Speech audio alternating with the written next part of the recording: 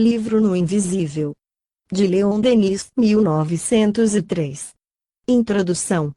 Desde 50 anos se tem estabelecido uma íntima e frequente comunicação entre o nosso mundo e o dos espíritos.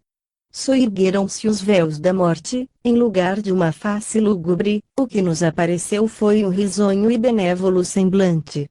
Falaram as almas, sua palavra consolou muitas tristezas, acalmou bastantes dores, fortaleceu muita coragem vacilante.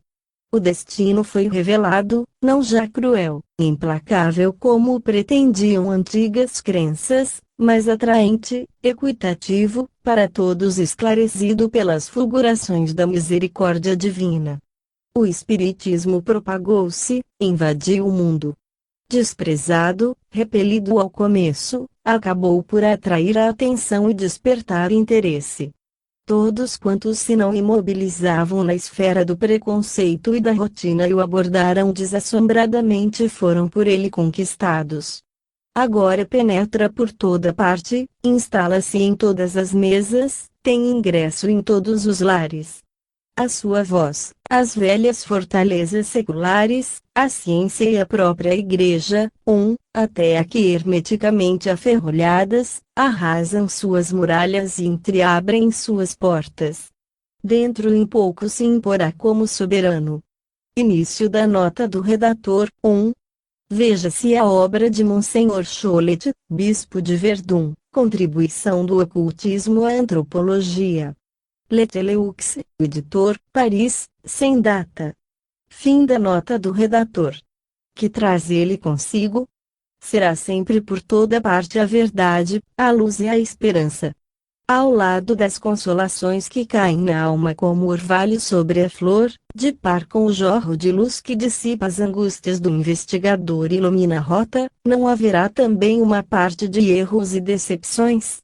O Espiritismo será o que o fizerem os homens. Similia similibus.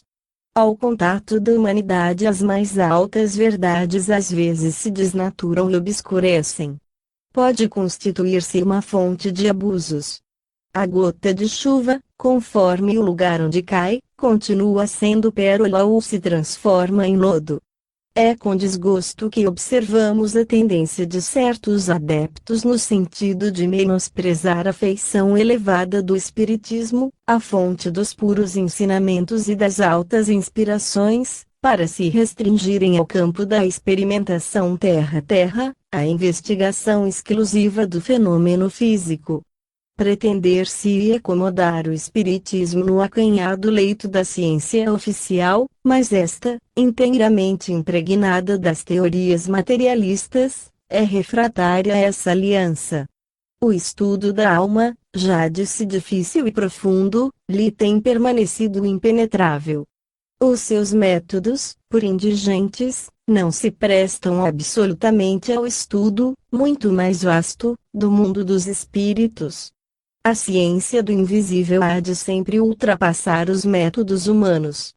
Há no Espiritismo uma zona, e não a menor, que escapa à análise, à verificação, é a ação do espírito livre no espaço, é a natureza das forças de que ele dispõe. Com os estudos espíritas uma nova ciência se vai formando lentamente, mas é preciso aliar ao espírito de investigação científica a elevação de pensamento, o sentimento, os impulsos do coração, sem o que a comunhão com os seres superiores se torna irrealizável e nenhum auxílio de sua parte, nenhuma proteção eficaz se obterá. Ora, isso é tudo na experimentação. Não há possibilidade de êxito nem garantia de resultado sem assistência e proteção do alto, que se não obtém senão mediante a disciplina mental e uma vida pura e digna. Deve todo adepto saber que a regra, por excelência, das relações com o invisível é a lei das afinidades e atrações. Nesse domínio, quem procura baixos objetivos os encontra e com ele se rebaixa, aquele que aspira às remontadas culminâncias, cedo ou tarde as atinge e delas faz pedestal para novas ascensões.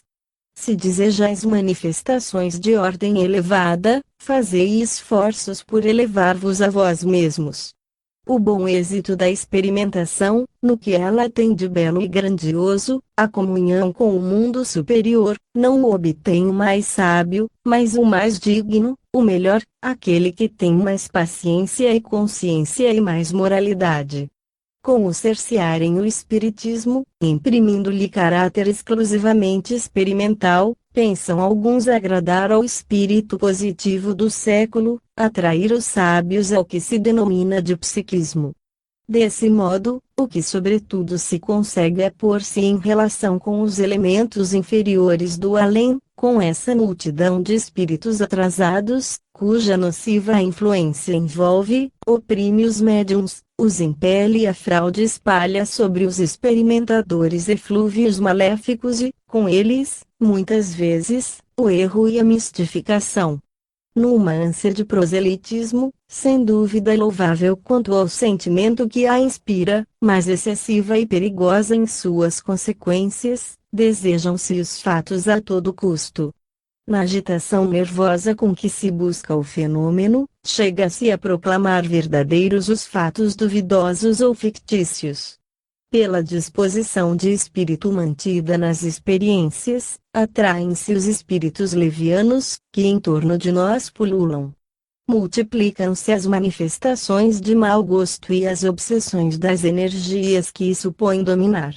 Muitíssimos espíritas e médiuns, em consequência da falta de método e de elevação moral, se tornam instrumentos das forças inconscientes ou dos maus espíritos. São numerosos os abusos, e neles acham os adversários do espiritismo os elementos de uma crítica pérfida e de uma fácil difamação. O interesse e a dignidade da causa impõem o dever de reagir contra essa experimentação banal, contra essa onda avassaladora de fenômenos vulgares que ameaçam submergir as culminâncias da ideia. O espiritismo representa uma fase nova da evolução humana. A lei que, através dos séculos, tem conduzido as diferentes frações da humanidade, longo tempo separadas, a gradualmente aproximar-se, começa a fazer sentir no além os seus efeitos. Os modos de correspondência que entretêm na Terra os homens vão se estendendo pouco a pouco aos habitantes do mundo invisível, enquanto não atingem, mediante novos processos, as famílias humanas que povoam os mundos do espaço. Contudo, nas sucessivas ampliações do seu campo de ação, a humanidade tropeça em inúmeras dificuldades. As relações, multiplicando-se, nem sempre trazem favoráveis resultados, também oferecem perigos, sobretudo no que se refere ao mundo oculto, mais difícil que o nosso de penetrar e analisar. Lá, como aqui, o saber e a ignorância, a verdade e o erro, a virtude e o vício existem, com esta agravante, ao passo que fazem sentir sua influência, permanecem encobertos aos nossos olhos, donde há necessidade de abordar o terreno da experimentação com extrema prudência, de longos e pacientes estudos preliminares. E necessário aliar os conhecimentos teóricos ao espírito de investigação e à elevação moral, para estar verdadeiramente apto a discernir no espiritismo o bem do mal, o verdadeiro do falso, a realidade da ilusão. É preciso compenetrar-se do verdadeiro caráter da mediunidade, das responsabilidades que acarreta, dos fins para os quais nos é concedida. O espiritismo não é somente a demonstração, pelos fatos, da sobrevivência, é também o veículo pelo qual descem sobre a humanidade as inspirações do mundo superior.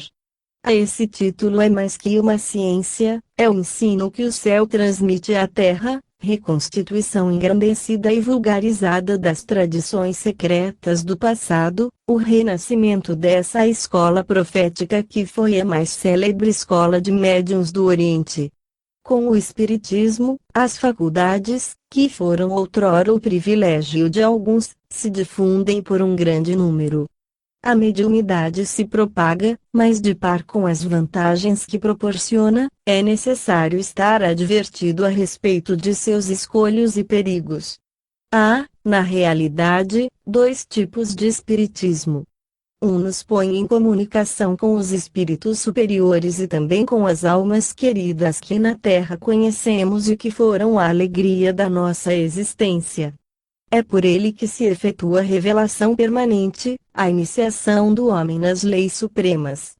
É a fonte pujante da inspiração, a descida do espírito ao envoltório humano, ao organismo do médium que, sob a sagrada influência, pode fazer ouvir palavras de luz e de vida, sobre cuja natureza é impossível equívoco, porque penetram e reanimam a alma e esclarecem os obscuros problemas do destino. A impressão de grandiosidade que se desprende dessas manifestações deixa sempre um vestígio profundo nos corações e nas inteligências. Aqueles que nunca o experimentaram, não podem compreender o que é o verdadeiro espiritismo. Há, em seguida, um outro gênero de experimentação, frívolo, mundano, que nos põe em contato com os elementos inferiores do mundo invisível e tende a mesquinhar o respeito devido ao além. É uma espécie de profanação da religião da morte, da solene manifestação dos que deixaram o invólucro da carne. Força, entretanto, é reconhecer, ainda esse espiritismo de baixa esfera tem sua utilidade. Ele nos familiariza com um dos aspectos do mundo oculto. Os fenômenos vulgares, as manifestações triviais fornecem às vezes magníficas provas de identidade, sinais característicos se evidenciam e forçam a convicção dos investigadores. Não nos devemos, porém, deter na observação de tais fenômenos senão na medida em que o seu estudo nos seja proveitoso e possamos exercer eficiente ação sobre os espíritos atrasados que os produzem. Sua influência é molesta e deprimente para os médiuns. É preciso elevar mais alto as aspirações, subir pelo pensamento a regiões mais puras, aos superiores domicílios do espírito. Somente aí encontra o homem as verdadeiras consolações, os socorros, as forças espirituais. Nunca será demasiado repeti-lo, nesse domínio jamais obteremos efeitos que não sejam proporcionais às nossas condições. Toda pessoa que, por seus desejos, por suas invocações, entra em relação com o mundo invisível, atrai fatalmente seres em afinidade com seu próprio estado moral e mental. O vasto império das almas está povoado de entidades benfazejas e maléficas, elas se desdobram por todos os graus da infinita escala, desde as mais baixas e grosseiras, vizinhas da animalidade, até os nobres e puros espíritos, mensageiros de luz, que a todos os confins do tempo e do espaço vão levar as irradiações do pensamento divino. Se não sabemos ou não queremos orientar nossas aspirações, nossas vibrações fluídicas, na direção dos seres superiores, e captar sua assistência, ficamos à mercê das influências más que nos rodeiam, as quais, em muitos casos, têm conduzido o experimentador imprudente às mais cruéis decepções. Se, ao contrário, pelo poder da vontade, libertando-nos das sugestões inferiores, subtraindo-nos das preocupações pueris, materiais e egoísticas, procuramos no Espiritismo um meio de elevação e aperfeiçoamento moral, poderemos em tal caso entrar em comunhão com as grandes almas, portadoras de verdades, fluidos vivificantes e regeneradores nos penetrarão, alentos poderosos nos elevarão às regiões serenas donde o Espírito contempla o espetáculo da vida universal, majestosa harmonia das leis e das esferas planetárias. Prefácio da edição de 1911. Nos 10 anos que transcorreram, do aparecimento desta obra até a presente edição, o Espiritismo prosseguiu a sua marcha ascensional e se opulentou com experiências e testemunhos de elevado valor, entre os quais particularmente os de Lodi, Mirs, Lombroso lhe vieram realçar o prestígio e assegurar, com a autoridade científica que lhe faltava, uma espécie de consagração definitiva. Por outro lado, os abusos e as fraudes, que precedentemente assinalamos, se multiplicam. Haverá nisso porventura uma lei histórica, em virtude da qual o que uma ideia ganha em extensão deverá perder em qualidade, em força, em intensidade. No que respeita aos testemunhos coligidos e aos progressos realizados, a situação do espiritismo na França não é idêntica à alcançada em certos países estrangeiros.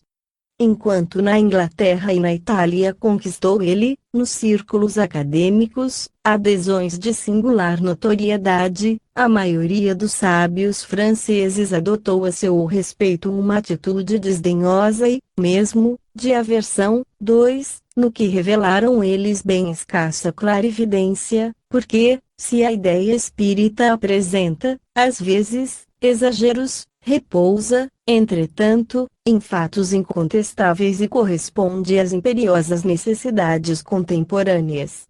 Início da nota do redator. 2. Veja-se o prefácio de G. Le Bon no livro de Lombroso Hipnotismo, tradução francesa. Fim da nota do redator. Há de todo o espírito imparcial reconhecer que nem a ciência oficial nem a religião satisfazem as necessidades e as aspirações da maior parte da humanidade.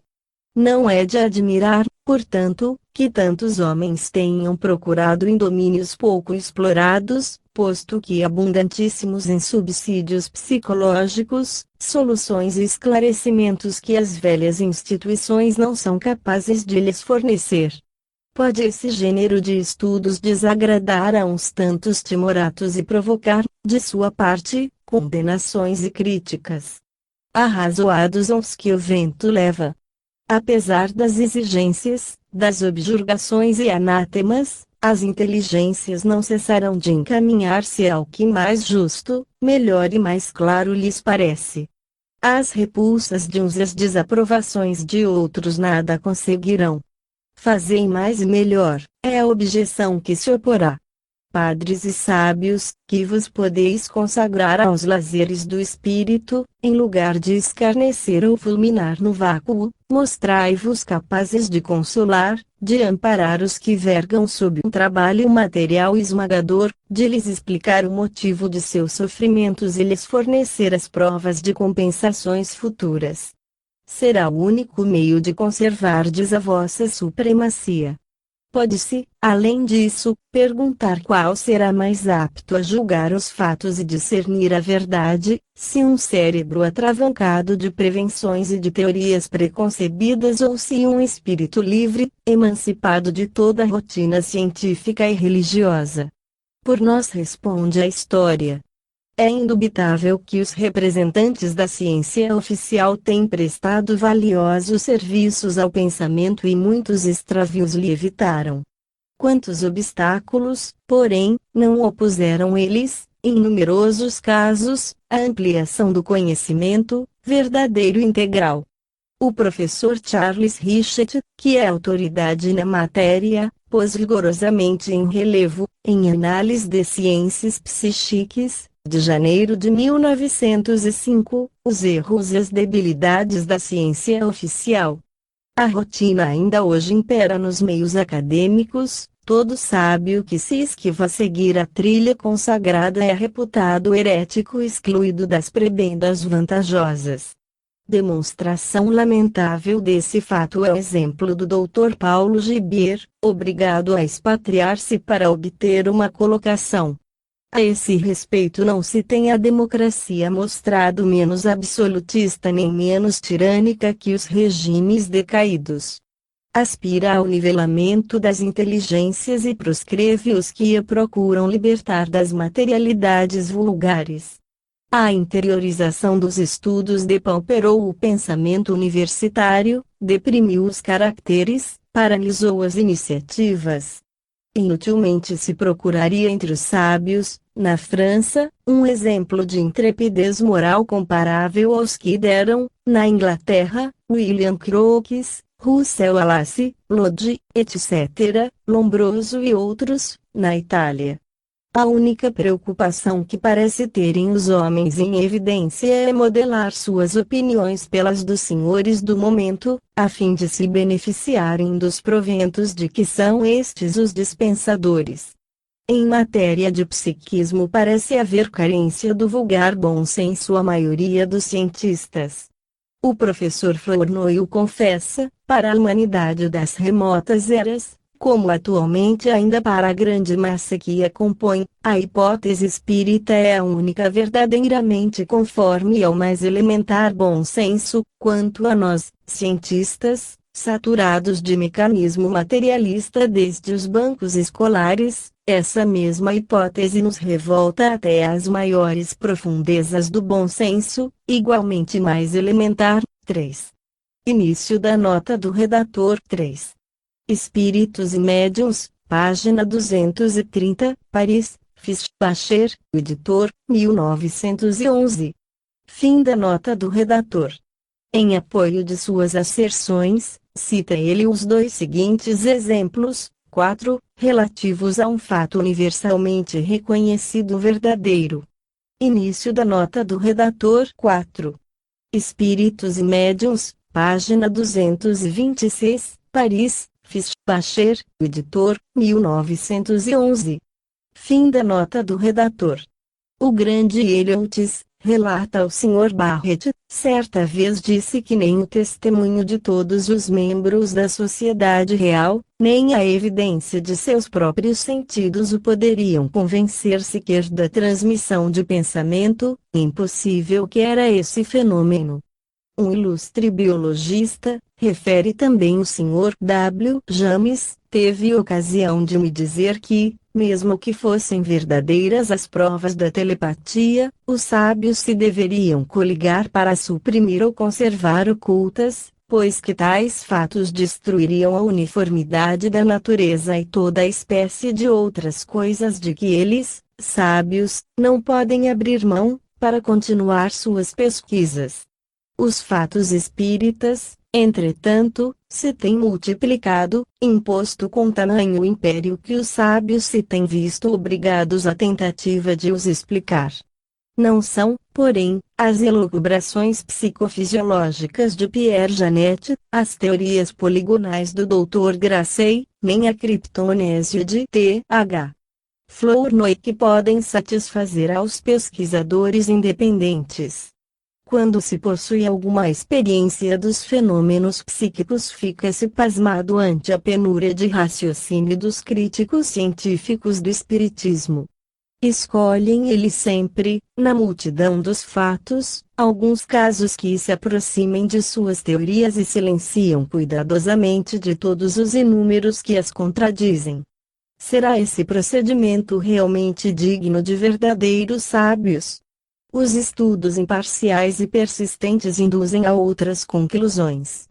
Falando do Espiritismo, Oliver Lodge, reitor da Universidade de Birmingham e membro da Real Academia, o afirmou: fui pessoalmente conduzido à certeza da existência futura mediante provas assentes em bases puramente científicas, Análise de Ciências Psíquicas, 1897, página 158.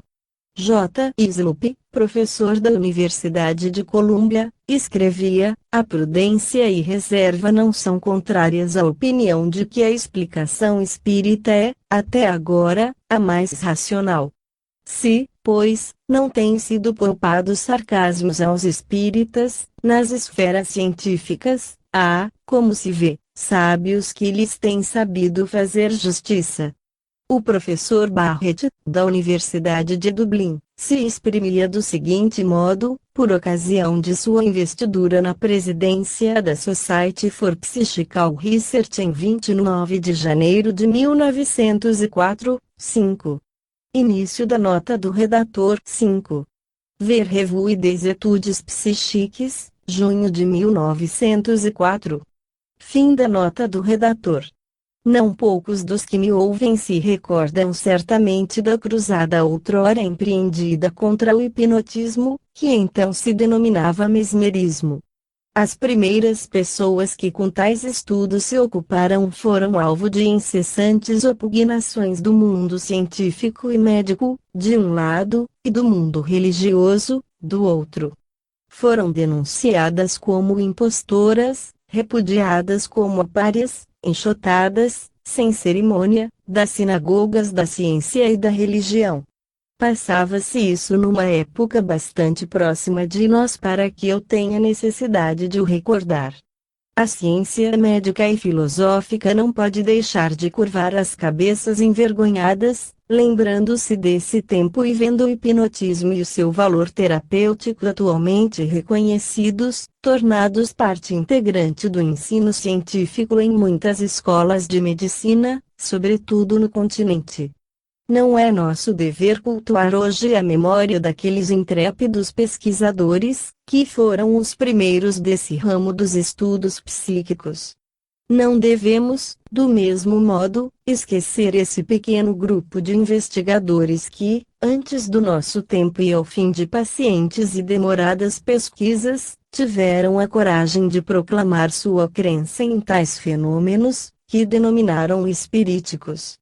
Não foram, sem dúvida, os seus métodos de investigação totalmente isentos de crítica, o que, todavia, os não impediu de ser pesquisadores da verdade, tão honestos e dedicados como pretendem ser, e tanto mais dignos são eles da nossa estima quanto sofreram os maiores sarcasmos e oposição.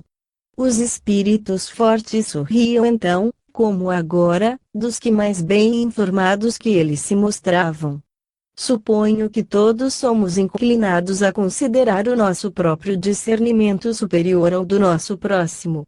Não são, porém, afinal o bom senso, as precauções, a paciência, o estudo contínuo dos fenômenos psíquicos que maior valor conferem à opinião que viemos, por fim, a adotar e não a argúcia ou o cepticismo do observador.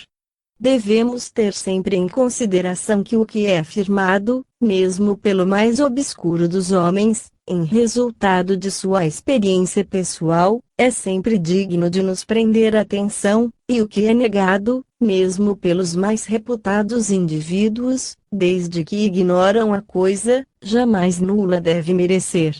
Aquele perspicaz e valoroso espírito que era o professor de Morgan, o grande denunciador do charlatanismo científico, teve a coragem de publicar, há muito, que por mais que se tente ridicularizar os espíritas, nada deixam por isso eles de estar no caminho que conduz ao adiantamento dos conhecimentos humanos, seguindo, embora, o espírito e o método primitivos, quando era preciso rasgar nas florestas virgens a estrada por onde podemos agora avançar com a maior facilidade. Rendendo homenagem aos espíritas, o professor Barrett reconhecia, como juiz imparcial, que não era isento de crítica ao seu zelo.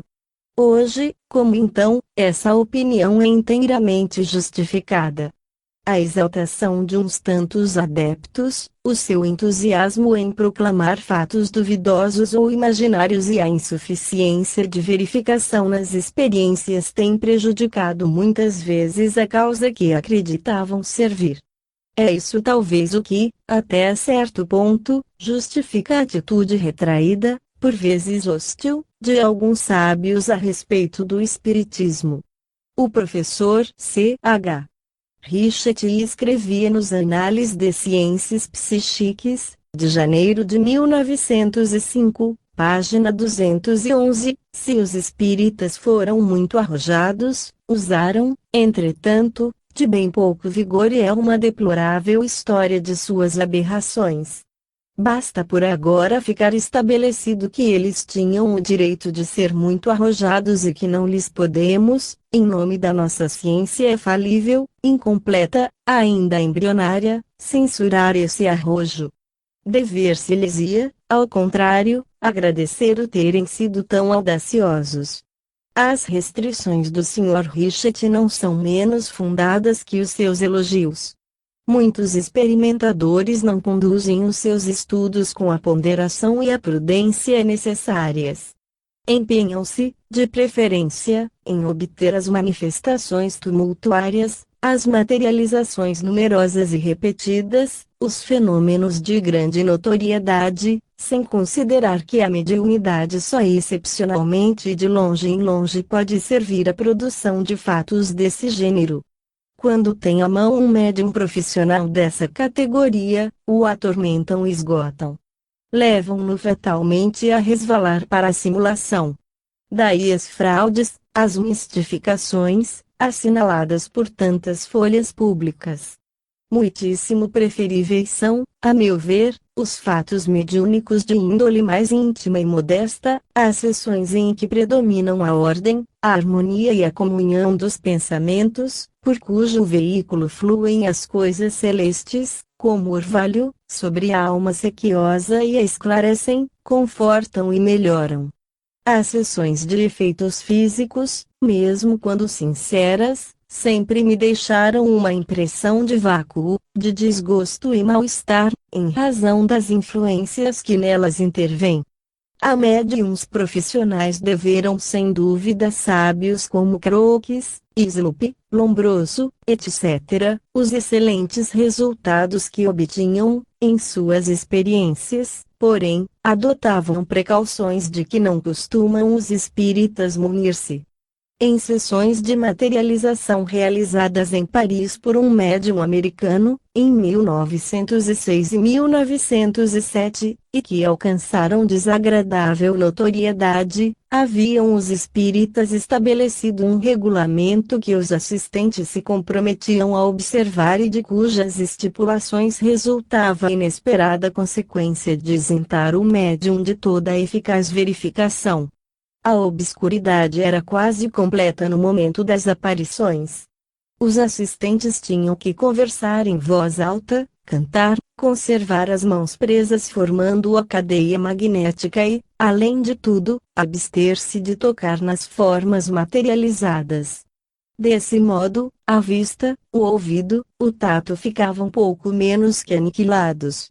Tais condições, é certo, se inspiravam numa louvável intenção, porque, em tese geral, como teremos ocasião de ver no curso desta obra, favorecem a produção dos fatos, mas no caso em questão contribuíam também para mascarar as fraudes. As faculdades do médium, entretanto, eram reais e nas primeiras sessões se produziram autênticos fenômenos, que adiante relatamos. Houve, em seguida, uma mistura de fatos reais e simulados e o embuste veio, por fim, a tornar-se constante e evidente. Depois de haver, numa revista espírita, assinalados fenômenos que apresentavam garantias de sinceridade, mais tarde me senti realmente obrigado a denunciar fraudes averiguadas e comprometedoras. Ao fim de longa pesquisa e de acuradas reflexões, nada tenho que retirar de minhas apreciações anteriores. Fiz justiça a esse médium, indicando o que havia de real em suas sessões, mas não hesitei em lhe denunciar as simulações no dia em que numerosos e autorizados testemunhos as evidenciaram, entre os quais se encontra o de um juiz de corte de apelação, que é ao mesmo tempo eminente psiquista. Guardar silêncio acerca dessas fraudes, encobri-las com uma espécie de tácita aprovação, seria abrirmos a porta a um cortejo de abusos que, em certos meios, tem desacreditado o espiritismo e estorvado o seu desenvolvimento. Atrás do hábil simulador, logo entre nós surgiram umas intrusões condenadas pelos tribunais de vizinhos países. Mais recentemente, o médium Abent foi, em idênticas circunstâncias, desmascarado em Berlim, como em seguida foram Carrancini em Londres e Bailey em Grenoble. Sem o brado de alarme que soltamos, correríamos o risco de resvalar por um fatal declive e cair num precipício. Os espíritas são homens de convicção e fé. Mas, se a fé esclarecida atrai, nos planos espirituais e materiais, nobres e elevadas almas, a credulidade, no plano terrestre, atrai os charlatães, os exploradores de toda a espécie, a chusma dos cavalheiros de indústria que só nos procuram ludibriar. Aí está o perigo para o espiritismo. Cumpre-nos, a todos os que em nosso coração zelamos a verdade e nobreza dessa coisa, conjurá-lo. De sobra se tem repetido, o espiritismo ou será científico, ou não subsistirá. Ao que acrescentaremos, o Espiritismo deve, antes de tudo, ser honesto. Mas algumas palavras cabem aqui sobre a doutrina do Espiritismo, síntese das revelações mediúnicas, entre si concordantes, obtidas em todo o mundo, sob a inspiração dos grandes espíritos que editaram. Cada vez mais se afirma e se vulgariza essa doutrina. Até mesmo entre os nossos contraditores não há quem se não sinta na obrigação moral de lhe fazer justiça, reconhecendo todos os benefícios e inefáveis consolações que tem prodigalizado às almas sofredoras. O professor T.H. Flournoy, da Universidade de Genebra, assim se exprime a seu respeito no livro Espíritos e Médiuns, isenta de todas as complicações e sutilezas da teoria do conhecimento e dos problemas de alta metafísica, essa filosofia simplista se adapta por isso mesmo admiravelmente às necessidades do povo. A seu turno, J. Maxwell, advogado-geral perante a Corte de Apelação de Paris, se pronunciava do seguinte modo em sua obra Os Fenômenos Psíquicos: a extensão que a doutrina espírita adquire é um dos mais curiosos fenômenos da época atual. Tenho a impressão de estar assistindo ao nascimento de um movimento religioso a que estão reservados consideráveis destinos. Além disso, T.H. Flournoy, em seguida uma investigação, cujos resultados menciona em sua obra pré-citada, expende os seguintes comentários: 6. Início da nota do redator. 6. Espíritos e Médiuns, página 204, Paris, Fischbacher, editor, 1911. Fim da nota do redator. Há um coro geral de elogios acerca da beleza e excelência da filosofia espírita, um testemunho quase unânime prestado à salutar influência que exerce na vida intelectual, moral e religiosa de seus adeptos. Mesmo as pessoas que têm chegado a desconfiar completamente dos fenômenos e, por assim dizer, os detestam, pelas dúvidas e decepções a que dão lugar, reconhecem os benefícios que devem às doutrinas. E mais adiante, encontram-se espíritas que nunca assistiram a uma experiência e nem sequer o desejam, mas afirmam ter sido empolgados pela simplicidade, beleza e evidência moral e religiosa dos ensinos espíritas, existências sucessivas, progresso indefinido da alma, etc. Não se deve, pois, obscurecer o valor dessas crenças, valor incontestável, pois que inúmeras almas declaram nelas ter encontrado um elemento de vida e uma solução alternativa entre a ortodoxia, de um lado, alguns de cujos dogmas repulsivos, como o das penas eternas, já não podiam admitir, e do outro lado as desoladoras negações do materialismo ateu. 7. Início da nota do redator. 7. Espíritos e Médiuns, página 543, Paris, Fischbacher, editor, 1911. Fim da nota do redator. E, todavia, em que pese as observações do Sr. Flournoy, mesmo no campo espírita não têm escasseado as objeções.